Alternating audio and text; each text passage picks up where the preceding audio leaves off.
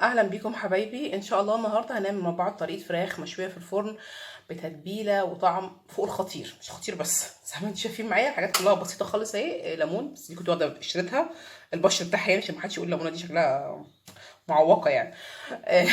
هستخدم عصير الليمونه دي كامله. الليمونه بتاعتي بقى معايا هنا دي توابل الفراخ، يعني لو مش متوفره توابل الفراخ اللي هي بتبقى جاهزه عند العطار دي، حطي كركم. تمام. والباقي برضو موجود. بس بتزودي بقى في الحاجات الباقيه دي حاجات بسيطه كده. او معايا معلقه صغيره فلفل اسمر، ربع معلقه صغيره حبهان مطحون، ربع معلقه صغيره، نص معلقه صغيره زنجبيل، ربع معلقه صغيره قرفه، نص معلقه بابريكا او شطه حسب ما تحبي، الملح حسب كميه الفراخ اللي هتستخدميها. انا هستخدم معايا فرخه واحده.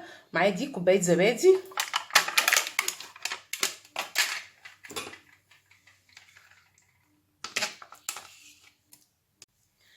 هعملهم مع بعض بقى كده كلهم عشان يبقوا مخلطين. مش هستخدم زيت عشان الفراخ بصدمها بجلدها، والجلد بيبقى فيه دهون وفي نفس الوقت بيعمل طراوه للحم اللي تحت الجلد. يعني لو استخدمتي الفراخ من غير جلد تبقى الطبقه ناشفه، ما بتبقاش مستحبه قوي يعني. بس المضطر او حابب كده خلاص ده شيء راجع له هو، او بيحب الطعم الناشف ده. لكن الافضل يعني ان انت تعمليها وبعد كده شيل شيل الجلد وانت بتاكليه. تمام كده. معايا الفرخه بتاعتي يعني ايه، مغسوله ومتظبطه اهي، مية مية. هحطها بقى عندي كده. الفرخه بتاعتي حجمها كبير، انا عاملاها حجمها كبير عشان خاطر اقول للناس ما تخافوش، مش لازم كل فراخ مشويه تبقى حجمها صغير. في ناس ما بترتاحش في الفراخ الصغيره، لك ما بنحبش طعمها يعني. لكن اهم حاجه بس ان انت تظبطي السوا. وزي ما انتم شايفين انا فاتحاها منين؟ من عند الصدر، مش فاتحاها من ورا عشان خاطر الصدر ما يبقاش كله كتله واحده كده، يبقى تقيل في السوا، يبقى مش مستوي. فما بفتحها كده الصدر بيخش له من هنا كده السوا، ومن هنا والظهر طبيعي بيبقى عظم فمفيش مشكله.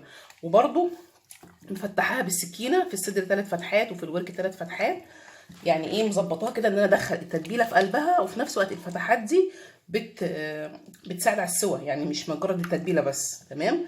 هعملها كلها بقى زي ما انتم شايفين بالمنظر ده كده كلها، وبعد كده اركنها عندي حوالي، يعني بصي الركن ده على حسب ما انت تحبي بقى، حابه تركنيها ساعتين 3 4 5 من بالليل، ده شيء راجع ليكي. بس ما لا يقل عن 3 4 ساعات يعني، عشان كل ما قعدت كل ما التتبيله ظبطت معاها واديتها طعم حلو. معلومه برضو، لو مش حاطه ليمون حطي خل، لان هو الخل بيسرع عمليه التسويه، او الليمون عامه برضو بيسرع كده. بس انا همسح ايه الباركس بتاعي كده. هو طبيعي الفراخ هتطرطش لان الفراخ بيبقى فيها دهون، فلما تطرطش هتبوظ الباركس من بره. بس يعني ايه، مش عايزين نزودها بزياده لان هي بيبقى عليها كده بتبقى محروقه اكتر ويعني عشان الغسيل، هو عامه في الغسيل ما بياخدش حاجه لو هتنقعيه 10 دقايق في شويه ميه سخنين خلاص. بس لازم تغسليه بسلك يعني، مش تغسليه بسبونيه بس. تمام كده اهو. وبعد كده انا ادخلها عندي الفرن على درجه حراره 220، من غير غطا من غير اي حاجه، زي ما هي كده حوالي نص ساعه.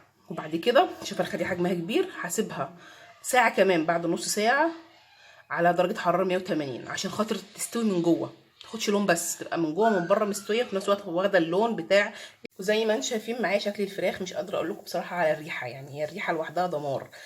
واستوت وجميله جدا وحلوه يعني شوفها كده يقول عليها جايه من عند المحل على طول يعني.